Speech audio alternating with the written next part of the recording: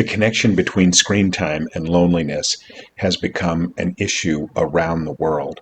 Today, we're going to revisit an episode that Brett and I did on this connection because it's so vitally important. If you or someone you know is suffering from loneliness, I would encourage you to reach out to someone in your area to talk. Now, here's Psych with Mike.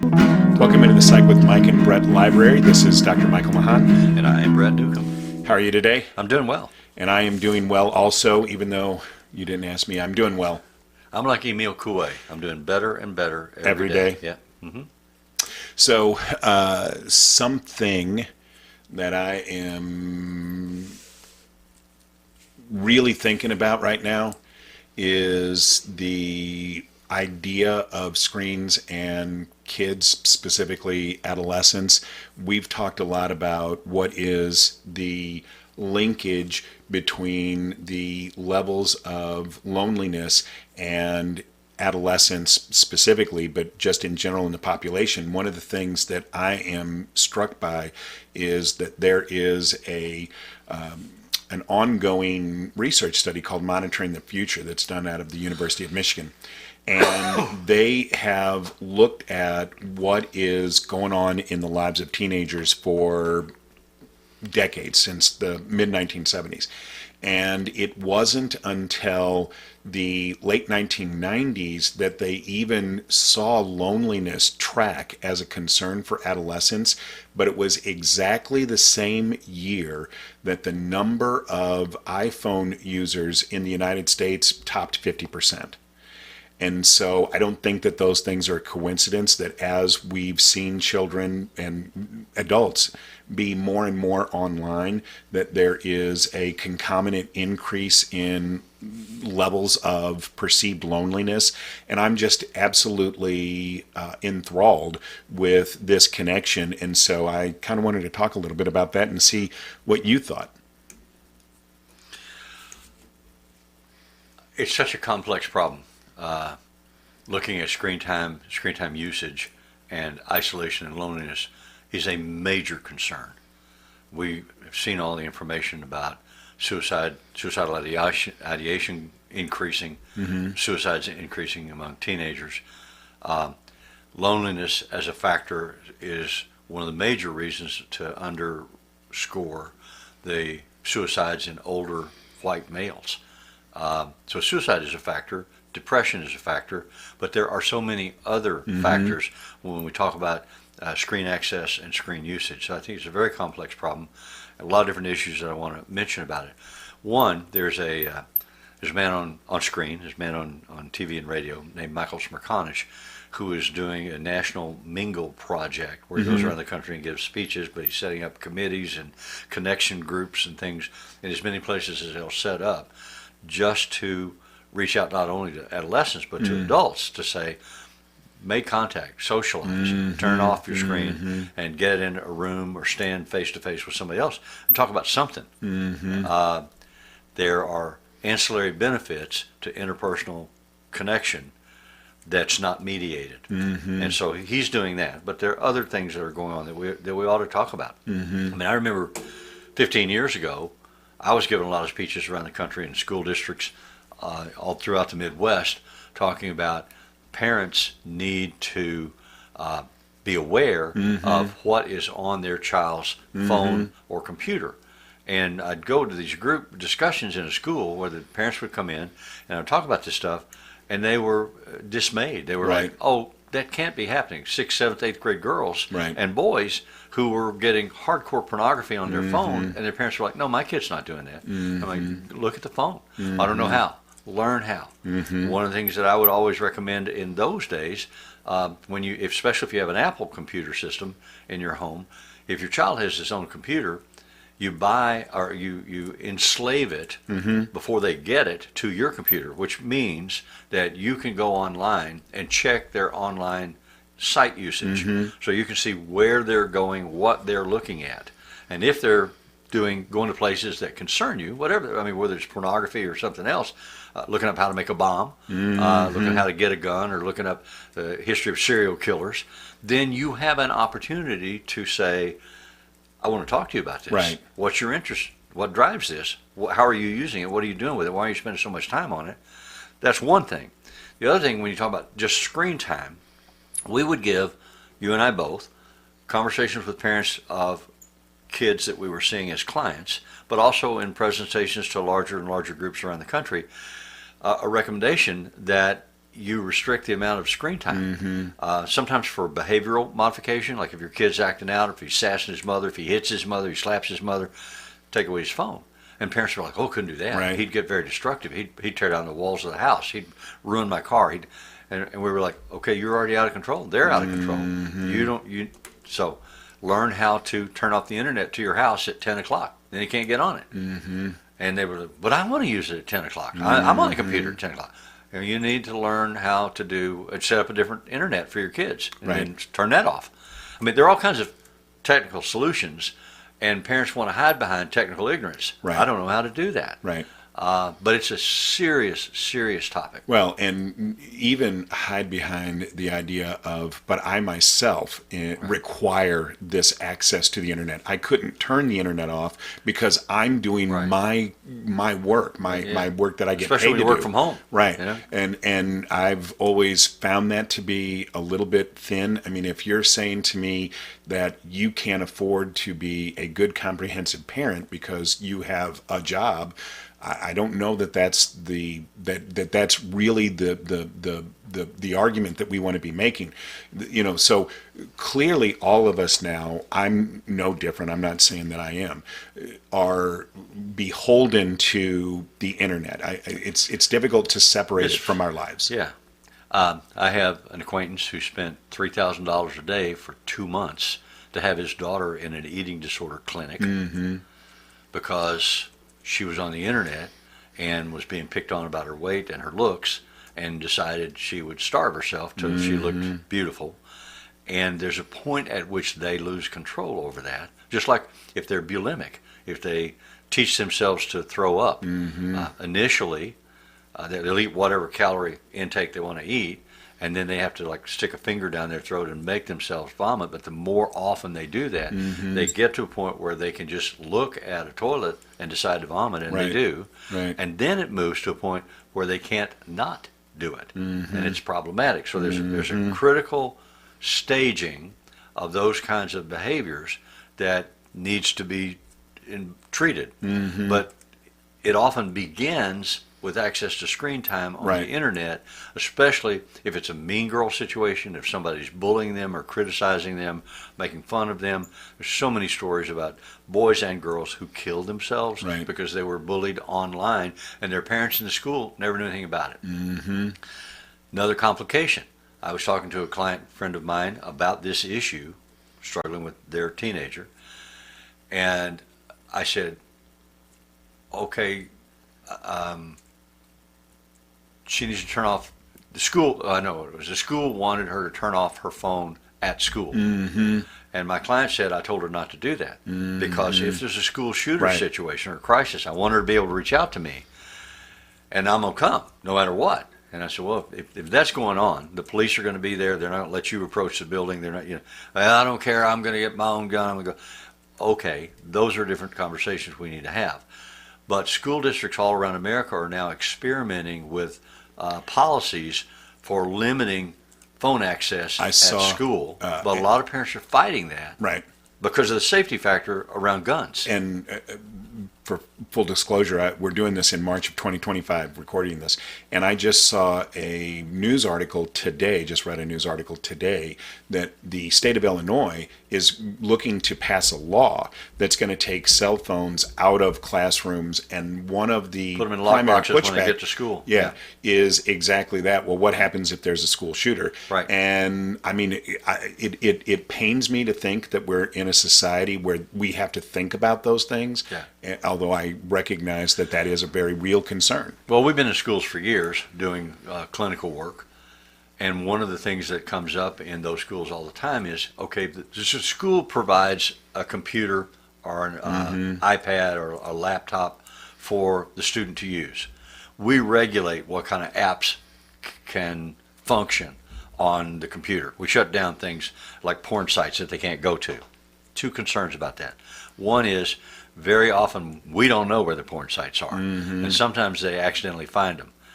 There was a famous porn site, White House, Right. that kids found while they were doing research in a civics class for something to do with the national government, and the difference was .org versus .com, because one was a government site, .gov, and the other was a porn site, a really hardcore porn site. So you're sitting in ninth grade civics class and you pull this site up, and all the people sitting around you see what nobody wants them to see. So sometimes it's accidental, but it happens. And sometimes the kids, one of the things they do, especially the smarter ones, they figure out how to get around the blocks. Absolutely. And so they're in class using these things. And teachers have been complaining for years that, I'm trying to give a test, and this kid's looking up the answer on his phone. Or he's put down formulas that we're using on a math test, and he pulls up the formula, which is illegal to use on a test, but I can't keep him from doing that. I remember having a graduate class of counseling students where I was lecturing about something, and I'm watching people in the back of the room turn their computer on and follow the ball game. Right. And so I have to have a conversation with them about, okay, one of the things you have to learn to do as a counselor is focus your attention and be aware. And if you're not learning how to do that, if you're that distracted, then how are you going to help clients do that? Right. Absolutely. And they would laugh it off as if, yeah. And I said, well, it's okay because it's market driven. If you're really good at your job, you'll have people come see you. Right. If you're not, you won't. You won't. Yeah. And, both of us are old enough to have been born before computers were a thing, before the internet was even set up. And so we've lived our lives mostly, at least until I was in graduate school, without the internet, and raised our kids. I was raising my children when the access to the internet was essentially a desktop computer. And back then, the argument or the conversation that we would have is, do you let children have a computer in their room, behind a door that they can or lock a TV? Yeah. And have a screen, right. And that was a conversation that we would have. But, I could take the power cord from the computer from my child, and I never was afraid to do that, and know that he couldn't get the end out. People would say, oh, well, he'll just steal a power cord from. Yes, I understand kids are incredibly resilient, but it was a very, very different time. Nowadays, everybody's walking around with a supercomputer in their pocket, and that is the primary way that 99% of the universe now accesses screens, is through those cell devices. That they may not realize is so many families have, for instance, on their cell phones, they have internet coverage and they have cellular coverage. And so the cellular coverage on the phone is so that as you travel and you're away from the local internet cell that serves your home, if you turn your phone on, you can still get information on the internet on your phone. So if your kids have that and you shut off their internet at home and they have cellular, they're still getting it. And or you the don't other know way it. around, if you shut down their cell, but they still have internet. Right. And parents don't, think about that, but those are things that... Those little suckers will figure it out, or their friends will tell them. Right. And show them. I mean, this is sub-Rosa kind of conversation. Teenagers always have private connections and private conversations that their parents are not privy to, and learn things that you don't necessarily want them to be learning. For instance, I read an article just this week about what they call influencers on the internet, and how these influencers populate a fad. And now that there are so many influencers and so much access to the internet and so many kids are doing it, the fads burn out quickly. But whether it's some silly thing with ice water, right, or some product to purchase, or style of clothes to wear, or makeup to use, that your kids go out and invest their money in. Oh, I need to get this shirt because that's the fad. A week later, it's gone. Then they never want to wear that shirt again. Right. I remember when my kid went out and got tight jeans. He wore them, skinny jeans, tight jeans, I don't know what they were called, but he wore them maybe twice. And then he said, I don't like those, and they're not popular anymore. And so he had spent $40-50 of his money on them, and they're gone. That money's gone. Can't get it back. Exactly. And so we just wrote a book, and it is now out. You can get it on Barnes and Noble or Amazon, or you can go to the Kendall Hunt Publishing, website and to the publisher and get it. But we actually have a chapter where in the book where we talk about this idea of screens and loneliness and what the connection there is. And one of the things that I have found in my research is that a good rule of thumb is 4 hours. So that's about the line at which the use 4 hours of a screen, a day, 4 hours in the evening. 4 hours a day. Okay. Yeah, and so that's about the line at which the screen time starts to become malignant. And this is a very, very general rule, so don't hold me to it. But that requires that you monitor your child's use, which you may not really be able to do very effectively, Right. but B, that you actively participate in having conversations with them, but also helping them to be able to say no. Because what happens is that children and adolescents don't have the level of impulse control that adults do. And sometimes adults don't recognize that. It's harder for them to say no to these things that feel rewarding. And that's a parent's job, is to help them to be able to intervene and to be able to set good boundaries. But you have to be aware. You have to be having those conversations, and you have to be willing to actively take You have to part. be aware. You have to know. Yeah. It's so hard because, again, living the life they live with the technology that they have available, they're going to say, if I switch from watching a movie to playing a video game, That's a different thing. a different thing, a different experience. That's right. I had a lot of parents, when I was working more actively, ask me about video games and the potential damage from video games, especially the category of video games that are called first-person shooters. Right. There are some other categories that I recommended parents use or allow their kid to use. One in particular was a game called Minecraft, the world of Minecraft. And I found it to be really helpful in developing my child's ability to think logically and problem solve in a nonviolent system. Although now there's a movie out, a World of Minecraft movie, that from the blurbs that I'm seeing, the ads that I'm seeing, pretty violent. Yeah. So they've moved into a different domain. Right. So I don't know that my advice about Minecraft Right. still holds, but there are computer programs that are more problem solving, puzzle oriented I was just going to say, right. and first person shooter games. Right. But you brought up a great point, which I think is salient and something that we need to think about a little bit more. And that is, if I go from watching a movie to playing a video game to looking at YouTube to talking to my friends over text, am I still looking at a screen, or are those 4 different independent activities? And the answer is, you're still looking at a screen. Right. And what I think that, and I'll ask you what your opinion about this is, what I think that we really ought to be tracking is the difference between looking at a screen and interacting with a person. I think what we are missing, what we are losing, is the ability to interact one-to-one in a meaningful, salient way. And that's what I think we need to be tracking. I don't disagree with you. As a matter of fact, I am aware that, hold on, let me take care of that so it doesn't Sure. continue to problem. We're talking about kids, and the same thing happens with grown-ups. Absolutely.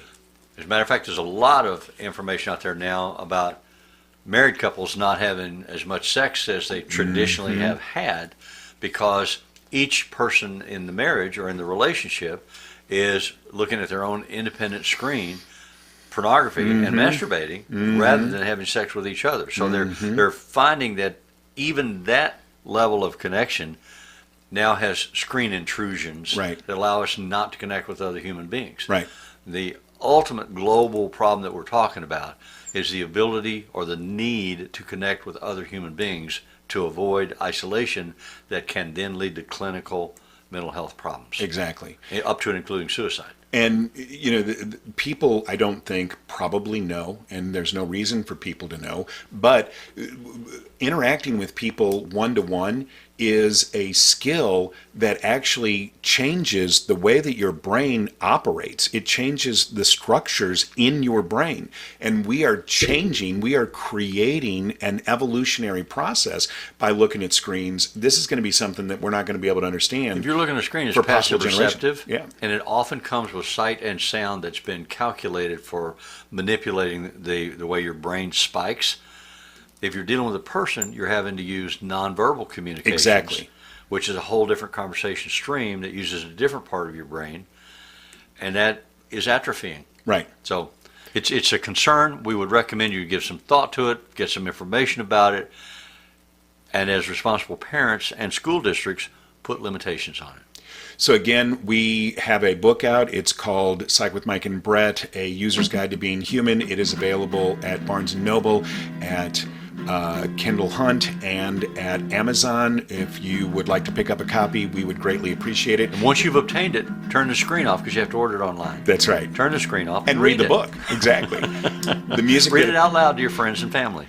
The music that appears in Psych with Mike is written and performed by Mr. Benjamin DeClue, and if it's Friday, it's Psych with Mike and Brett.